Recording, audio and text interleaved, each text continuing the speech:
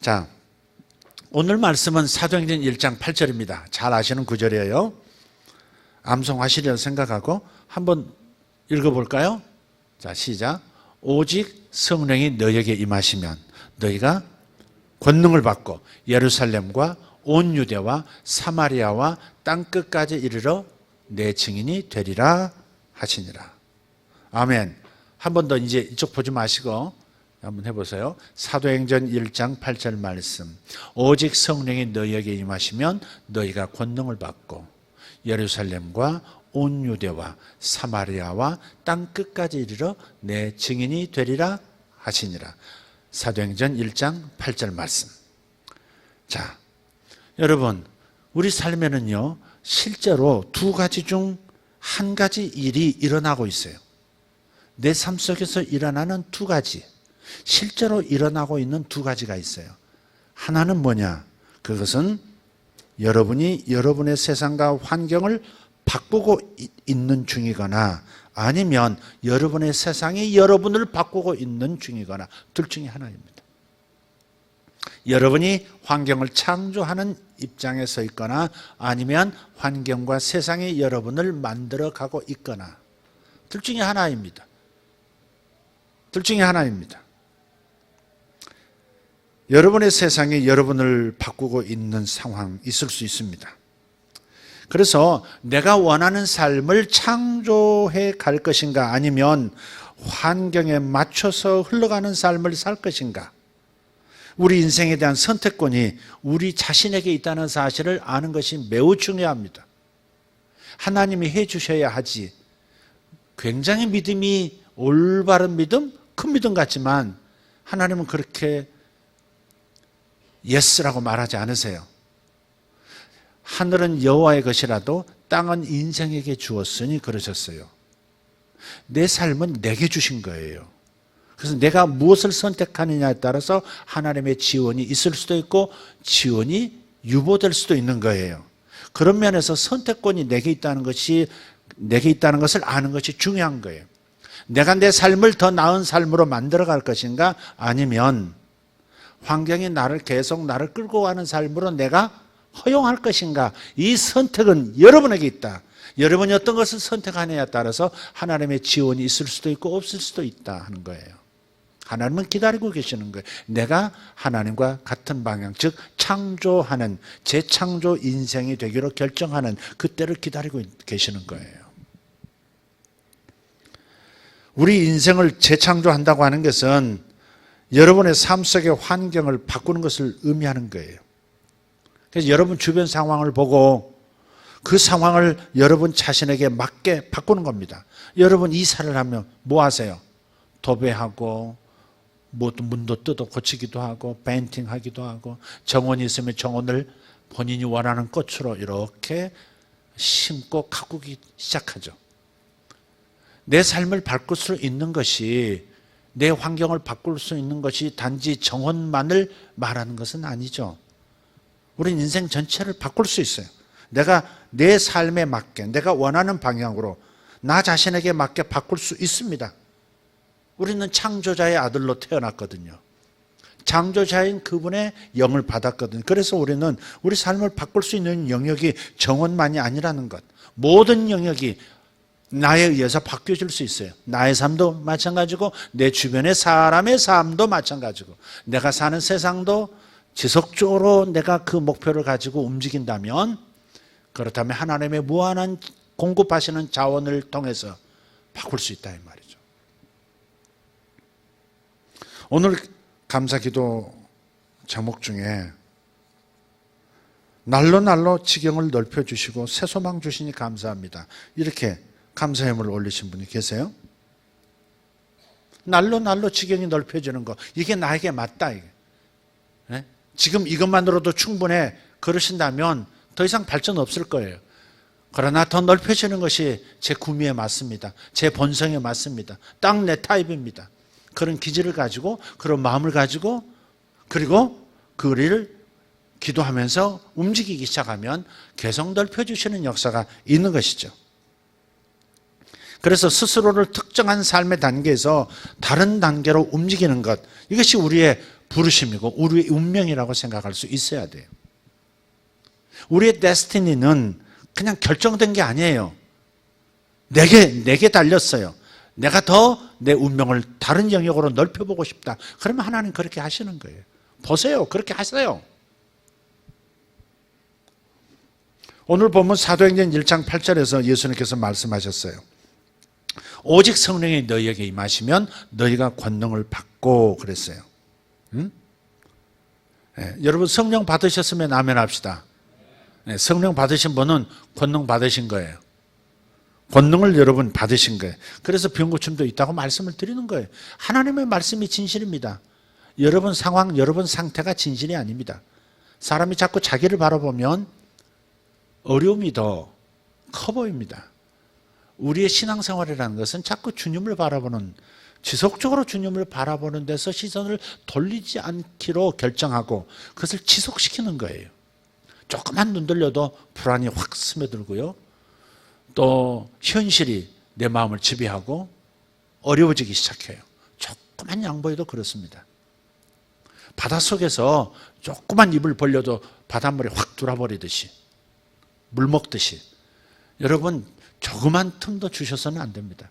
끊임없이 주님을 바라보는, 무슨 일을 하든 간에 먹든지 마시든지 다 주 예수 이름으로 하라, 하나님께 감사하라. 그런 뜻이 뭐예요?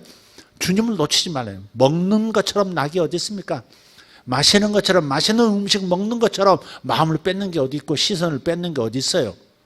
와 맛있다 하는 순간에 예수를 놓칠 수도 있어요. 그래서 모든 좋은 것을 취하는 순간에도 예수에게 시선을 고정시키라는 거예요. 힘들어도 고정시키고 좋은 일이 생겨도 고정시키는 거예요. 그것이 신앙생활이고 그것이 우리가 사는 방법이에요. 가지가 포도나무에서 떨어지는 순간에 우리는 열매 맺기를 잠시라도 중단하게 되는 거예요. 그냥 계속 붙어 있어야 돼요. 이미 붙어 있다는 것을 계속 인식하면서 사는 거죠. 이미 붙어 있어요. 우리는 예수와 붙어 있어요. 하나가 되었어요. 그래서 예수님이 나에게 계속해서 에너지를 공급하셔서 열매 맺는 삶을 살아가게 하세요. 그러나 인식하지 않으면 내 영 안에서 일어나는 일이 내 마음에서, 내 몸의 현실에서는 안 일어날 수, 유보될 수 있다는 것을 기억해야 돼요.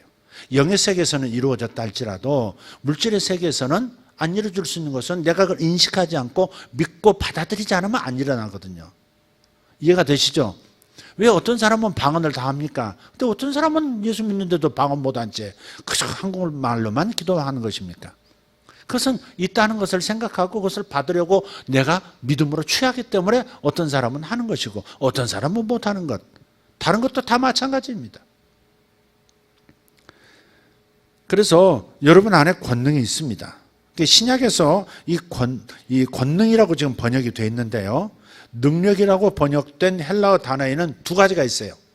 두 가지가 있는데, 하나는, 첫 번째는 엑수시아라는 단어예요. 엑수시아, 번역하면 보통 한국 성경에, 개역성경에 능력 혹은 권능 이렇게 해놨어요.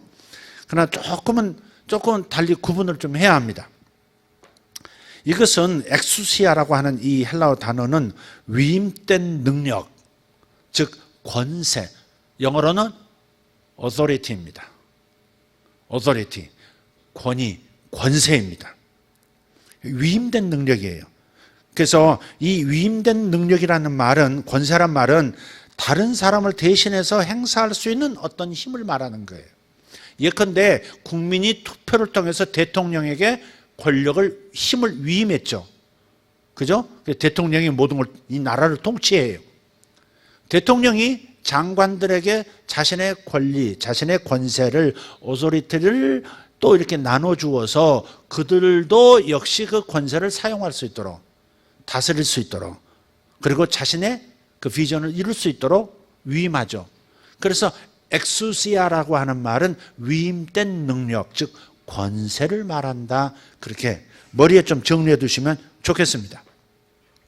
이 엑수시아라는 단어가 마태복음 9장 8절에 나타납니다. 마태복음 9장 8절 같이 읽겠습니다. 8절부터 6절부터 8절까지 읽겠습니다. 시작.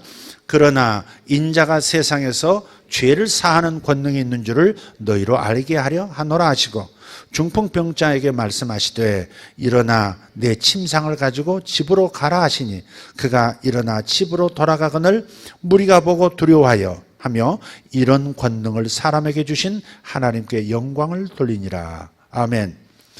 6절에도 권능이 나오고 8절에도 권능이 나와요. 근데 이게 엑수시아란 말이에요. 권세. 번역을 애매하게 해놨어요. 권세와 능력을 짬뽕시켜 놓은 것 같은 번역을 해놓은 거예요. 그러니까 이건 내가 인자, 예수께서 몸을 가지고 이 세상에 오셨는데 이 세상에서 죄를 사하는 권세, 위임된 권세.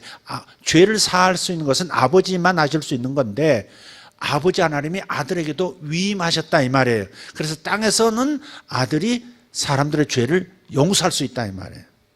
이해가 되시죠? 권세라고, 위임된 권세라고 표현하는 것이 정확한 번역이에요. 그게 엑수시아예요. 그래서 와, 어떻게 저런 일을 할 수 있는 권세를 가지셨단 말인가. 사람들이 하나님께 영광 돌리더라 그랬어요. 또 있어요.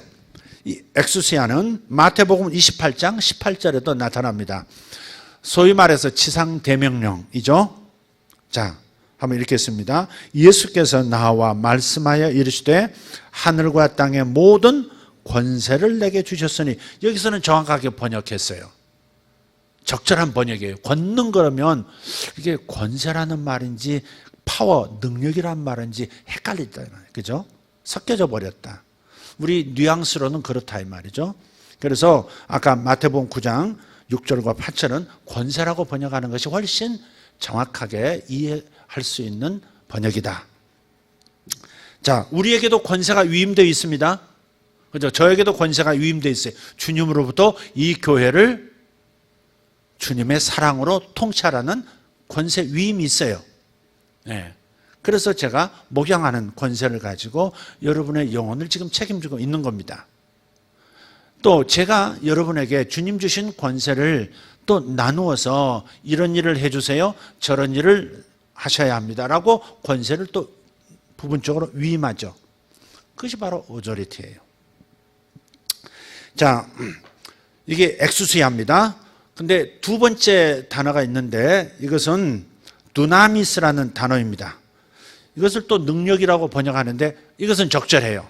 두나미스는 능력이라고 하는 것이 훨씬 원어에 가깝습니다.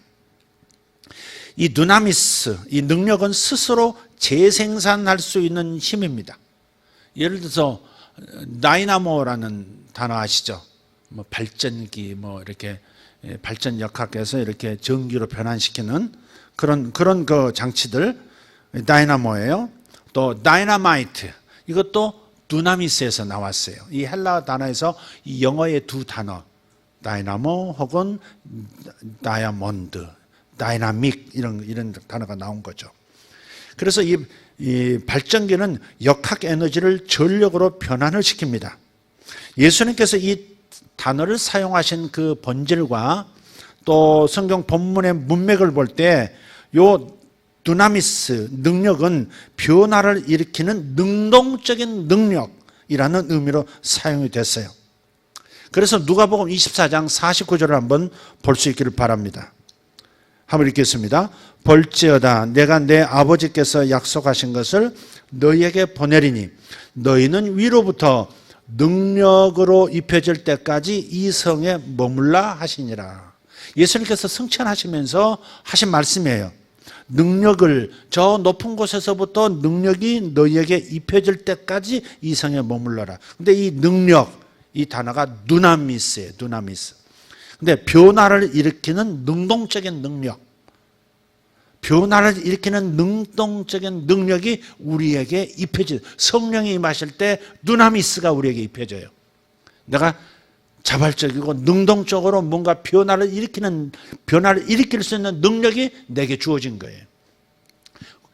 엑수시아, 권세만 주어진 것이 아니라 능력도, 변화시키는 능력도 우리에게 주어졌다 하는 말씀을 하고 있습니다.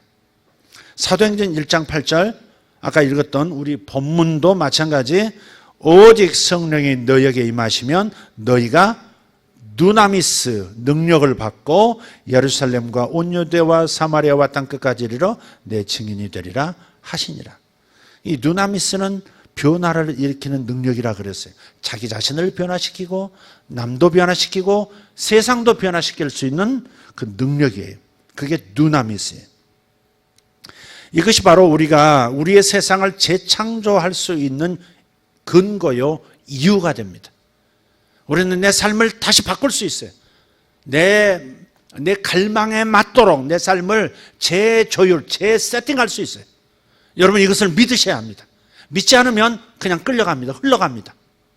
환경이 여러분을 만들어가는 것을 멀거니 쳐다보면서 무력한 상태로 기도만 하다가 끝나버리는 수가 있습니다.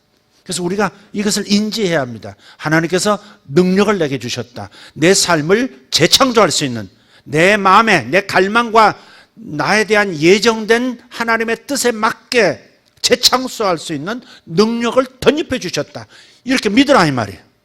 이렇게 믿고 보면 비전이 보이고 믿고 보면 행동할 수 있는 무언가가 생겨나요. 그래서 먼저 내가 어떤 존재인지를 아는 것이 중요한 것이죠. 정체성이 중요해요. 후가 중요하지 누행이 중요한 게 아니에요. 내가 누구냐, 뭘 덧입은 사람이냐, 이걸 알면 그러면 누행이 결정이 돼요. 그래서 여러분 여기에 집중하셔야 돼요. 성령님은 두나미스가 아니에요. 성령님이 능력은 아닙니다. 여기 말하는 두나미스가 아니에요. 성령님이 두나미스는 아니지만 성령께서는 믿는 자에게 이 두나미스를 주심으로써 자신의 삶을 능동적으로 변화시킬 수 있는 능력을 주시는 겁니다.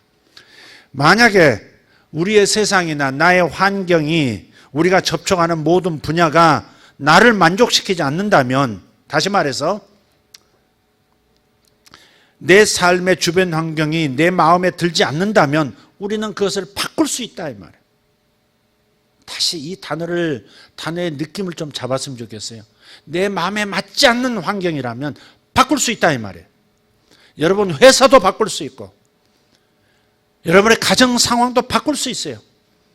여러분의 가구만 이쪽 저쪽 옮겨 놓을 수 있는 것이 아니고, 여러분의 집만 이사할 수 있는 게 아니고, 여러분의 정원만 가꿀 수 있는 것이 아니고, 여러분의 울타리만 여러분의 눈에 맞게 마음에 맞도록 고칠 수 있는 게 아니고, 우리의 삶의 모든 영역을 바꿀 수 있는 권한을 우리에게 주셨어요. 그것이 창조자의 아들됨이에요. 하나님의 아들됨, sonship은 창조의 권능까지, 권세까지 우리에게 주어졌다. 이걸 꼭 기억해야 돼요. 여러분의 삶은 여러분 자신 외에 그 누구도 바꿀 수 없다는 거, 이거 꼭 기억합시다. 그래서 여러분의 인생에 대한 책임은 여러분 자신에게 달렸습니다. 하나님의 탓도 아니고 그 누구의 탓도 아니에요. 내가 어떻게 나를 인식하고 하나님 안에서 내가 누구인지를 인식하고 행동하기 시작하면, 선택하고 행동하면 다른 삶이 시작될 수 있다. 꼭 기억하십시오. 오늘날 세상 대부분에서 많은 사람들이 성경과 그리고 그 안에 있는 수많은 축복에 대한 약속, 치유, 은사, 또 번성, 성령, 이런 여러 주제에 대해서 많이 알고 있지만 저들의 일상생활에서 그 지식을 적용하지 못하는 것이 문제입니다. 그렇기 때문에 예를 든다면 번성에 관한 모든 성경 구절을 알고 있는 사람이 정작 주머니에는 한 푼도 없는 상황이 그래서 있다는 겁니다. 번성, 번영에 대한 약속된 구절들을 많이 알아요. 하나님의 축복에 대한 말도 알고 하나님 날 도우신다는 말씀도 알아요. 아는데 이걸 적용을 못하는 거예요. 그래서 정말 주머니는 비고 은행의 통장 잔고는 계속해서 그 상태이고 그런 거예요. 여러분이 거듭나신 분들이라면 그런 경우가 있어서는 안 된다고 성경은 말합니다.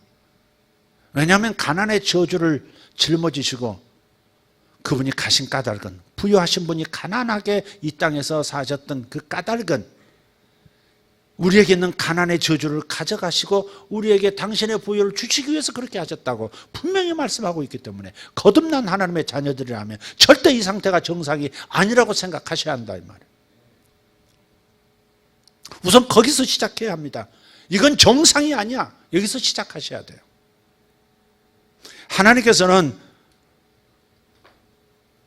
우리를 그분의 신성한 본성에 참여하는 자로 만드셨거든요. 거듭날 때 창조적 본성에 딱 참여하도록 하나가 되도록. 그래서 창조해내는 것, 날마다 바꾸는 것, 날마다 나의 삶을 변환시키는 것, 그것이 우리의 본성이라 이 말이에요. 만약에 그 본성대로 못 살고 있으면 여러분이 속고 있는 거예요. 눌려 사는 거예요 지금. 그 생각을 바꾸셔야 한다 하는 말씀을 드리는 거예요. 하나님께서는 우리가 그분이 예정하신 삶을 살 수 있도록 우리가 이 세상에 살면서 필요한 모든 특성들, 잠재력들을 불어넣어 주셨어요. 자, 근데 그 모든 것들이 나타나게 만드시는 주체 되시는 분은 바로 성령이시죠. 성령이 내 안에 들어오신 이유가 있지 않겠어요? 그죠? 성령이 내 안에 들어오신 이유가 있지 않겠어요? 성령이 어떤 분이신지를 우리가 먼저 알면 내 안에 들어오신 이유도 선명하게 알 수 있을지 몰라요. 여러분 이렇게 생각하셔야 합니다. 그래서 성령님께서는 더 이상 천국에 계시는 분으로 오해되어서는 안 됩니다. 오순절날 2000년 전 오순절날 그분은 이 땅으로 보내심을 받으셨어요. 요한복음 16장 7절에서 이 부분을 명백하게 밝히십니다. 자, 읽겠습니다. 그러나 내가 너희에게 실상을 말하노니 내가 떠나가는 것이 너희에게 유익이라. 내가 떠나가지 아니하면 보혜사가 너희에게로 오시지 아니할 것이요 가면 내가 그를 너희에게로 보내리니. 그래서 예수님께서 승천하신 다음 10일 뒤에 오순절날 성령을 우리에게 보내신 거예요. 성령은 천국에 계시는 게 아니에요. 하늘에 계시는 분이 아니에요. 에? 그 어딘가에서 우리를 지켜보시는 분이 아니라 이미 우리 안으로 들어오신 거예요. 그래서 사도행전 2장 1절에서 4절 이렇게 말합니다. 같이 읽겠습니다. 오순절 날이 이미 이르매 그들이 다 같이 한 곳에 모였더니 호련히 하늘로부터 급하고 강한 바람 같은 소리가 있어 그들이 앉은 온 집에 가득하며 마치 불의 혀처럼 갈라지는 것들이 그들에게 보여 각 사람 위에 하나씩 임하여 있더니 그들이 다 성령의 충만함을 받고 성령이 말하게 하심을 따라 다른 언어들로 말하기를 시작하니라. 아멘. 성령께서는 오순절 날 오셨어요. 그래서 우리가 이 땅에 머무는 동안에는 우리가 천당으로 저 세계로 들어가기 전까지 이 땅에 머무를 텐데 이 땅에 머무는 동안에는 절대로 그분은 홀로 천국으로 돌아가시지 않습니다. 아멘. 네, 우리와 영원히 함께 있겠다 그러셨거든요. 그래서 우리가 이 땅에 있는 동안에는 성령님도 여기 계시는 거예요. 저쪽에 가 계시는 게 아니다. 물론 창조주 하나님께서는 어디나 계시는 분이지만 그분이 역동적으로 역사하시고 중심을 두시고 사역하시는 곳은 바로 이곳이라 이 말이에요. 그래서 요한복음 14장 16절 17절 읽겠습니다. 내가 아버지께 구하겠으니 그가 또 다른 보혜사를 너에게 주사. 여기서 다른 보혜사는 바로 예수 성령님입니다. 다른 보혜사를 너에게 주사 계속 영원토록 너희와 함께 있게 하리니 그는 진리의 영이라. 세상은 능히 그를 받지 못하나니 이는 그를 보지도 못하고 알지도 못함이라. 그러나 너희는 그를 아나니 그는 너희와 함께 거하시며 또 너희 속에 계시겠습니다. 아멘. 네, 지금 세 번이나 거듭 말씀드려요. 보혜사란 말은 곁에 있어서 나를 돕는 분, 그게 보혜사란 말의 뜻이에요. 예수님이 육체로 이 땅에 인간과 함께 계실 때는 예수님이 친히 우리를 도와주셨지만 이제는 성령으로 모든 사람 안에 들어가신 다음에는 성령님께서 우리에게 곁에 계셔서 혹은 속에 계셔서 나를 도와주시는 분인 거예요. 상담가로 혹은 중보자로 혹은 능력자로 혹은 병 고치는 분으로 혹은 예언의 영으로 하나님, 우리 하나님의 성령께서는 나를 돕는 분으로 내 안에서 거주하고 계세요. 그래서 예수님께서 26절에서 다시 한번 이 위로자가 이 돕는 자가 보혜사가 누구신지를 설명합니다. 보혜사 곧 아버지께서 내 이름으로 보내실 성령, 그가 너희에게 모든 것을 가르치고 내가 너희에게 말한 모든 것을 생각나게 하리라. 이 말씀을 정말 믿으면 하나님 앞에서 기다릴 수 있을 거예요. 주님, 이거 어떻게 해야 됩니까? 주님, 이거 어떻게 해야 됩니까? 가르쳐 주세요. 주님, 이 문제의 해결은 하나님의 이 말씀의 역사 속 어느 부분에 있습니까? 계속 기다리시면, 여쭙고 기다리면 가르쳐 주실 거예요. 우리 안에 계신 그분이 우리를 가르치시고 생각나게 하시고 필요할 때마다 능력을, 자원을 공급해 주시는 분으로 함께 하시는 거예요. 그분을 외롭게 하시면 안 돼요. 그분을 외롭게 한다는, 그분을 소외시키고 그분을 망각한다는 것은 곧 내 자신이 고립되는 걸 말하는 거잖아요. 내 자신의 힘으로 살아야 되잖아요. 그분을 내가 기억하지 못한다면, 그분을 인식하면서 그분과 동행하지 못한다면 나는 내 힘으로 살 수밖에 없어요. 가지가 포도나무에서 떨어져 나오면 자기 힘으로 무슨 열매를, 하나님이 원하시는 수준의 열매를 어떻게 맺을 수 있겠습니까? 그러니까 항상 그분을 의식하셔야 돼요. 여러분 안에 계신 성령님, 방언만 하지 말고 방언하면서 내 안에 계신 그분을 감격해 하시고 감사하시고, 할렐루야, 그분께 여쭙고 기다리고 그렇게 하시면 돼요. 자, 우리 인생에 대한 선택권이 우리에게 있다는 것을 아는 것 너무 중요하다는 사실 처음에 말씀드렸어요. 그래서 우리는 더 이상 현재 상태에 머무를 필요가 없습니다. 우리 삶의 두 가지 중 한 가지가 벌어지고 있는데, 첫째는 여러분이 여러분의 세상과 환경을 바꾸고 있는 중이거나 아니면 여러분의 세상이 여러분을 바꾸고 있는 중입니다. 여러분은 무엇을 선택할 겁니까? 거지 바디메오처럼 벌떡 일어나서 주님의 능력으로 다른 삶을 살겠다고 뛰쳐나가 보시겠습니까? 아니면 그 자리에 주저앉아 계속해서 세상과 환경이 거지의 삶으로, 맹인의 삶으로 당신의 삶을 지배하게 할 것인가를 결정하셔야 합니다. 정말 단호하게 결정하셔야 합니다. 환경만 바라보면 뭐 내가 무슨 일을 할 수 있다고 여러분 그렇게 될 겁니다. 그러나 주님을 바라보면 이 상황이 정상이 아니라고 생각하면서 주님을 인식하고 주님에게 시선을 고정시키면 벌떡 일어나게 될 겁니다. 우선 마음에서 벌떡 일어날 거예요. 이건 정상이 아니야. 병든 채로 내가 이렇게 살아갈 수는 없어. 이렇게 약한 채로 살아가는 것이 하나님께 영광이 아니야. 내 자녀들이 이런 수준으로 사는 것이 하나님 앞에서 정상적인 것이 아니야. 벌떡 일어나게 되죠. 마음이 일어나면, 기세가 일어나면 다른 게 일어난다 그러잖아요. 뜻이 일어나면 기세가 서고, 기세가 일어나면 상황이 바뀐다 그러잖아요. 응? 그래서 바디메오처럼 일어나시기를 예수 이름으로 축복합니다. 혈루증 걸렸던 유출병이죠. 피를 질질 흘리는 그런 병이에요. 참 불행하죠. 12년 동안 계속해서 피를 흘려요. 여러분 치질 걸려가지고 가끔 피 흘려도 그것도 참 얼마나 고생이에요. 얼마나 불편하고 얼마나 힘들어요.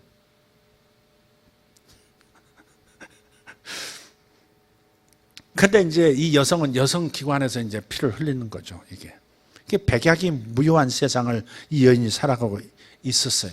그러다가 이분에게 뭔가가 닿았어요. 봄바람이 스치면 싹이 턱턱 튀어나오듯이 이 나무 저 나무에서요, 봄 기운이 탁 스쳐 지나가면 탁 이렇게 뭔가가 튀어나오기 시작하잖아요.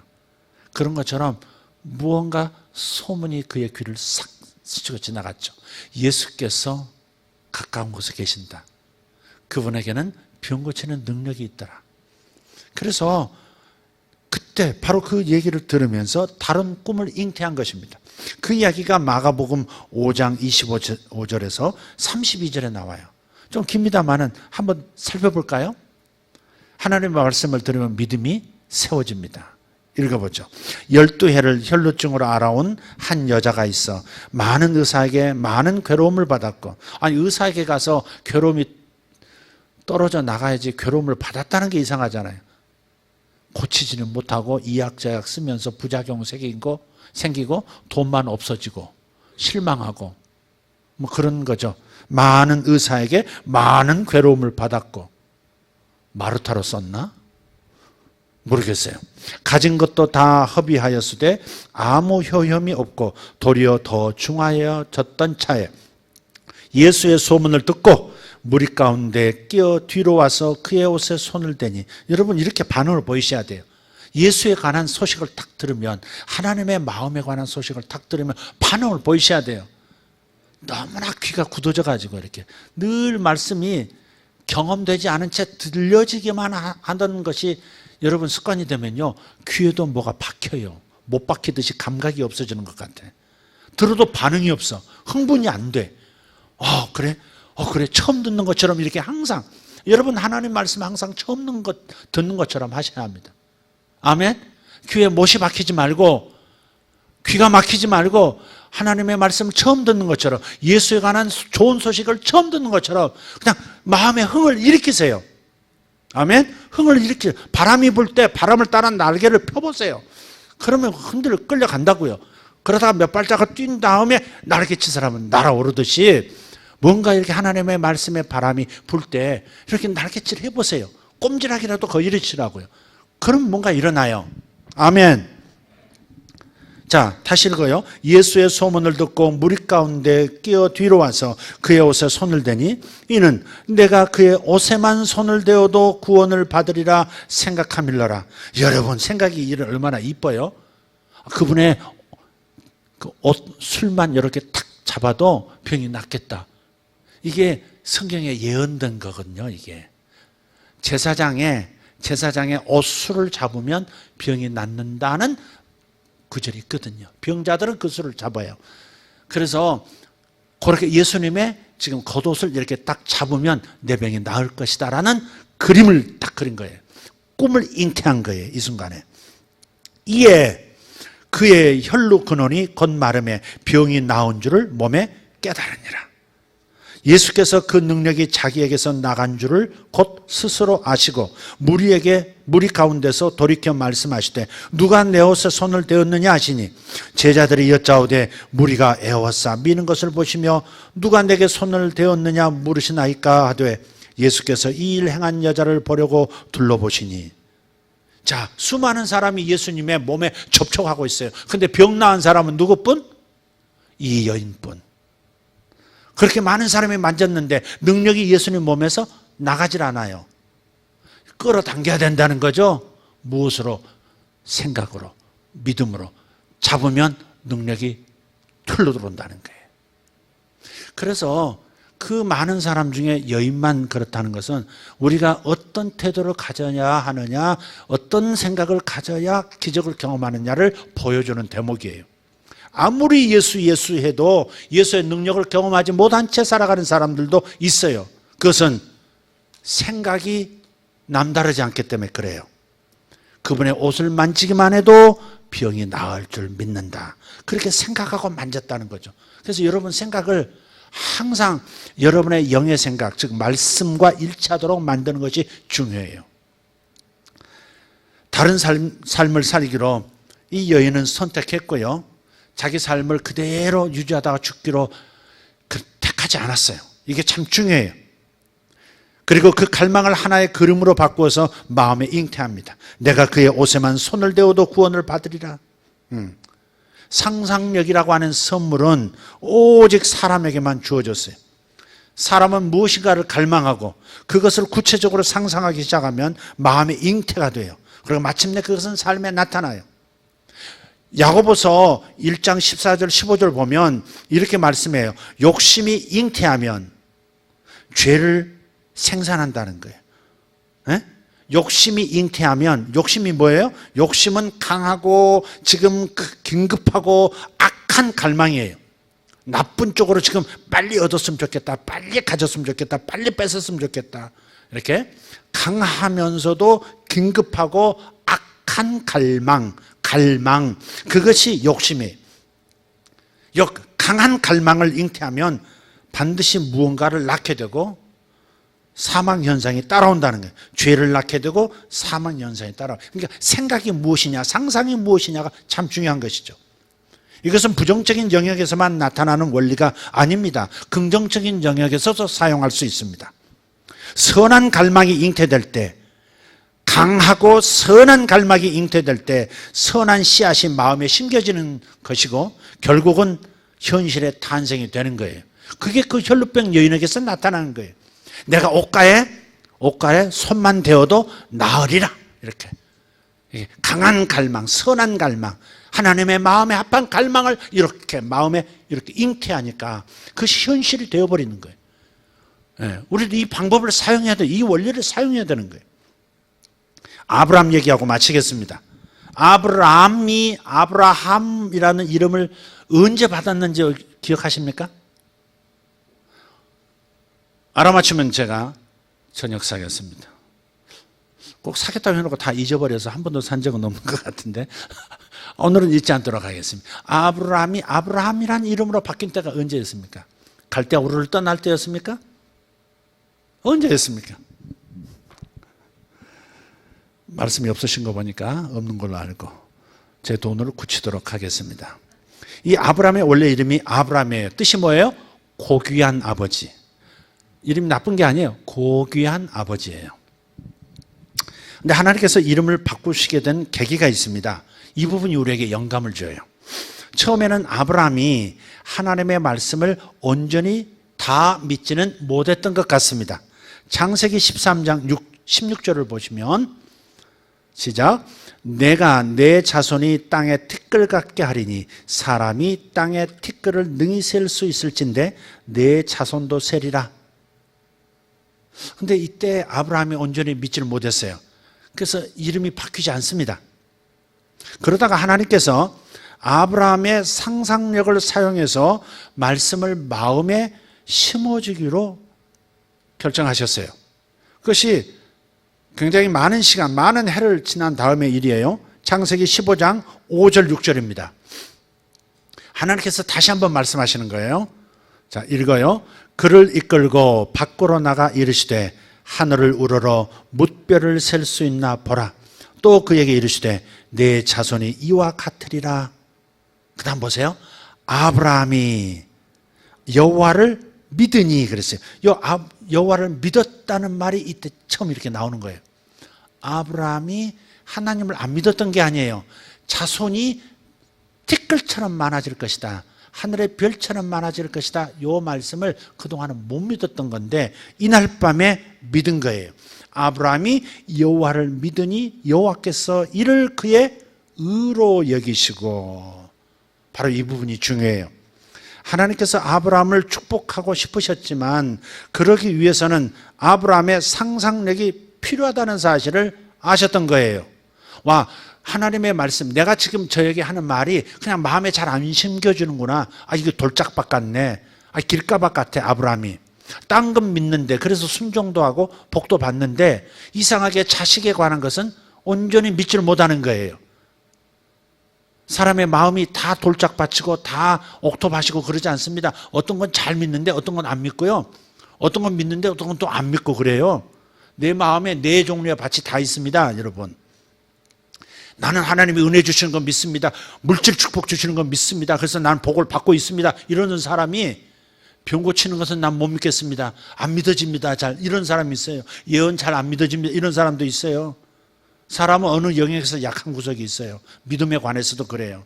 아브라함이 자식에 관한 이 얘기는 안 믿어지는 거예요. 혼자 있지.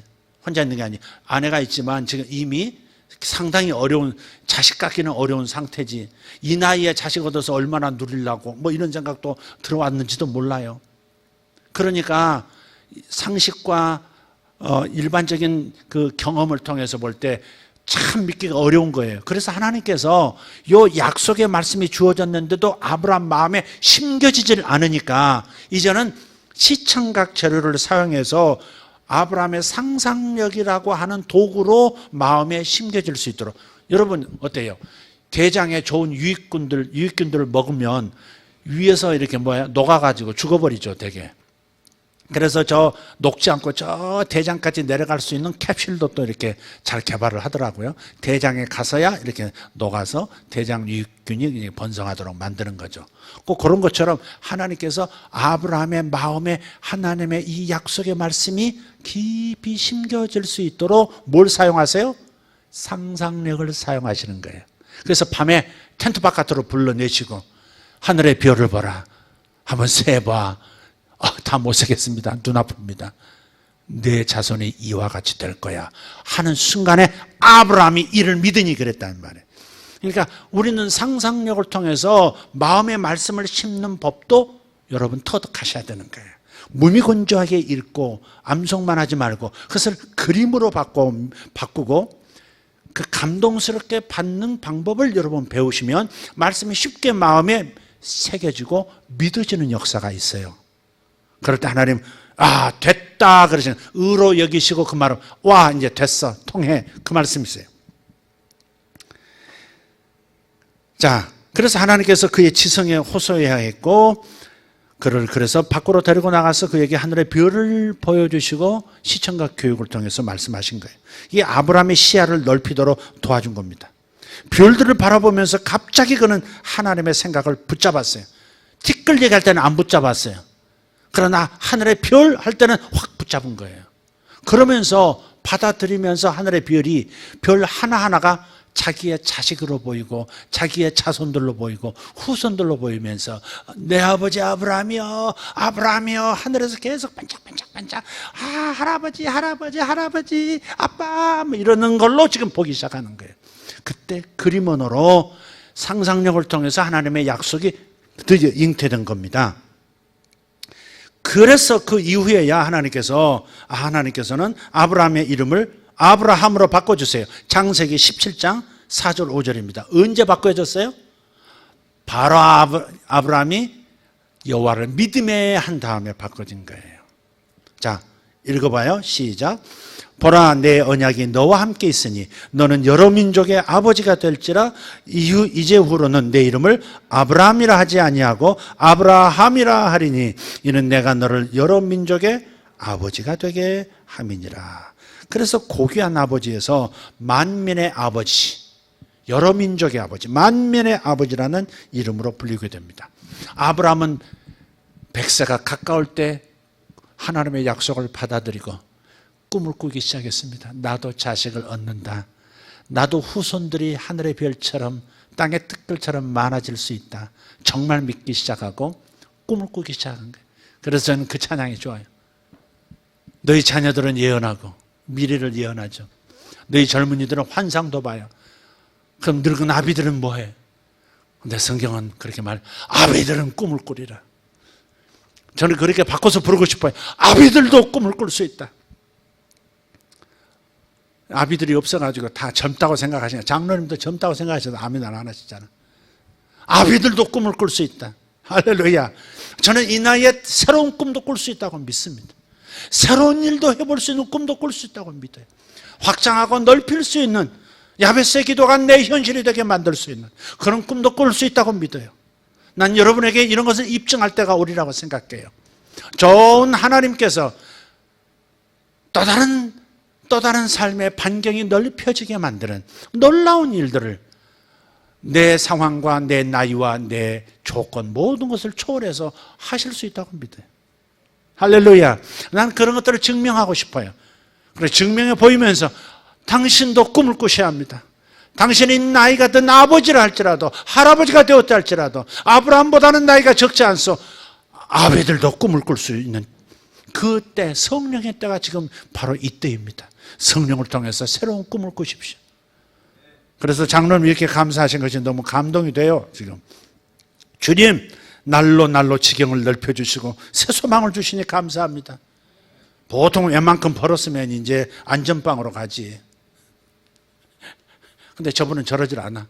계속해서 지금 사할린도 왔다 갔다 하시면서 사할린의 그 좋은 그 석탄 그 광산들 막 차지하시면서 말이지. 2탄 쓸어 담아가지고 여러 나라로 팔고 막 그 새로운 사업을 또 양말 장사하시던 분이 봉이 김선달처럼 맨 땅에 흙들 파내다가 또 파시는 그런 사업을 꿈꾸시다니. 그러나 우리 장로님 볼 때 재밌어요. 여러분 아비들도 꿈을 꾸리라. 아비들도 꿈을 꾸리라. 이 정도 하면 나와서 밴드를 준비해야 될 텐데 눈치가 없는 것이 영감이 없는 것입니다. 순간상. 여러분 그래서 여러분의 삶을 여러분의 막 쉽게 바꾸십시오. 바꿀 수 있다고 믿으세요. 왜냐하면 여러분 안에 성령이 계시고 그 성령께서는 여러분에게 두나미스, 여러분의 삶을 여러분에게 맞게 지금 현재 어떤 특정한 상황에서 더 나은 상황으로 바꿀 수 있는 능력을 덧입혀 주셨기 때문에 여러분이 믿음만 갖는다면 믿음을 가진 사람에게는 뭔가 보이기 시작합니다. 이상하게 뭔가 연결이 되기 시작합니다. 진짜 믿으십시오. 지체하지 마십시오. 오래 기다리게 하세요. 더 큰 게 나타나는 겁니다. 아멘입니까? 산삼 10년 된 거 뽑는 것보다 20년 된 거 뽑는 게 더 나을걸요? 50년 된 것보다 100년 산삼 뽑는 게 훨씬 나을걸요? 어쩌면 그런 건지도 몰라요. 그러니 내가 기도해도 소용없더라. 아니에요. 내가 기다렸는데 아직 나타나지 않았습니다. 아니에요. 아브라함 보세요. 아비들도 꿈을 꾸리라. 할렐루야. 너희 자녀들은 예언할 것이요, 너희 젊은이들은 환상을 보고 너희 아비들도 꿈을 꾸리라. 얼마나 감사합니까? 다 같이 일어나셔서 하나님, 주님께서 성령을 통해서 내게 두나미스를 부어주셨고 내게 엑수시아 하나님 권세도 주셨습니다. 성령께서 성령을 통해서 내게 주신 권세를 사용하며 살겠습니다. 성령께서 제게 주신 능력을 사용하면서 살겠습니다. 큰 꿈을 꾸겠습니다. 최근에 어떤 젊은 집사님이 저에게 왔어요. 생각지도 않았던 어떤 사업이 지금 주어졌습니다. 그 일에 아직 최종 결정은 나지 않았지만 글로벌한 기업과 연결돼서 또 다른 수입이 생길 수 있는 상황이 생겼습니다. 그렇게 제게 보고를 하더군요. 여러분, 이런 일들이 우리 성도들에게 줄을 서서 나타날 것을 믿습니다. 여러분, 순서가 좀 기다리기 지루하셔도 포기하지 마십시오. 줄에서 이탈하지 마십시오. 여러분, 기대감의 이 줄에서 이탈하지 마세요. 꿈의 줄에서 이탈하지 마세요. 아브라함이 맨 꼬라지에 서 있다가, 맨 꼴찌에 서 있다가 백사가 되어서 아들을 얻고 그 한 아들이 온 민족을 축복하는 역사로 큰 축복으로 바뀌지 않습니까?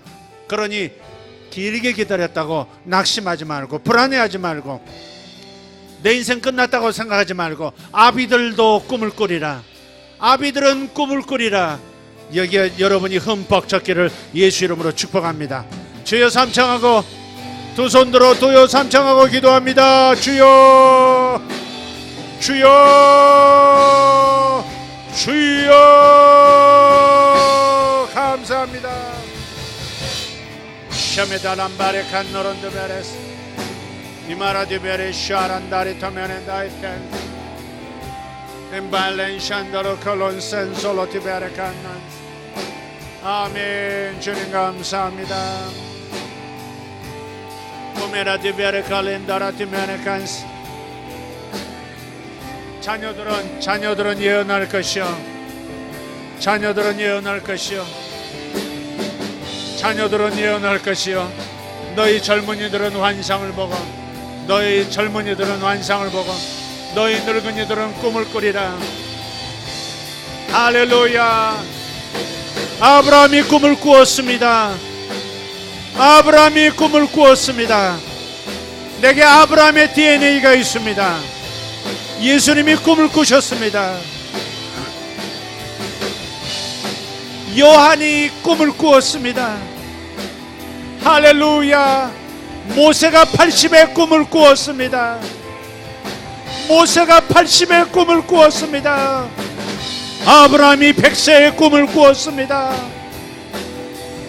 할렐루야. 할렐루야. 나의 자녀들은 예언할 것입니다. 아멘. 아비들은 꿈을 꾸게 될 것입니다. 여기 있는 아비들, 여기 있는 어미들 꿈을 꾸게 하십시오. 아브라함에서 아브라함의 꿈을 꾸게 하십시오.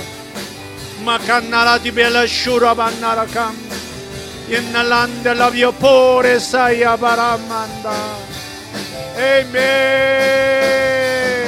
다발란단달라바야로베 인딜레 페투레 바야보로 인넬람다 발라베로 임빌라차마테.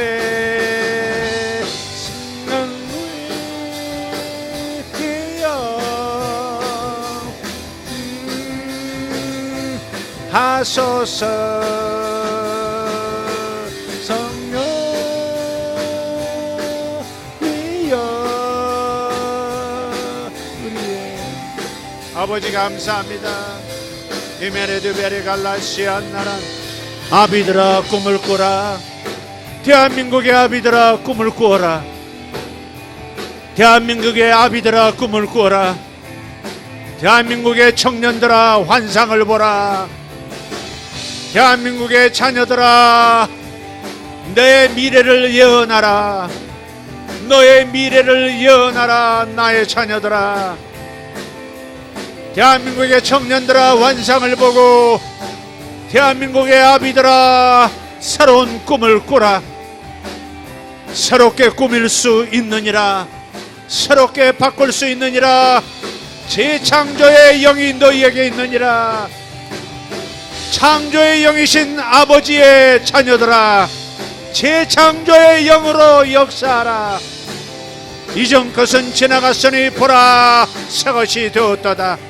새로운 창조의 발을 디딘 너희들이여, 너희들의 삶을 새로운 창조로 씌어진 너희들에게 맞게 가꾸어라. 바꾸어라. 새롭게 단장시켜라. 할렐루야. 마타마캄반당 발라티메레슈아 위베레디 마라캄발라 발라티아 로셈보. 자녀들은 예언한 것이요, 청년들은 환상을 보고 아비들은 꿈을 꾸리라. 주의 영이 주님 감사합니다. 오레드베리칸 노로드베레시 홀리아스 마센도로스 마살람 임발라슈라 바라칸데레스. 주님 사랑하는 아들에게 역사해 주시옵소서. 사랑하는 아들에게 역사해 주십시오.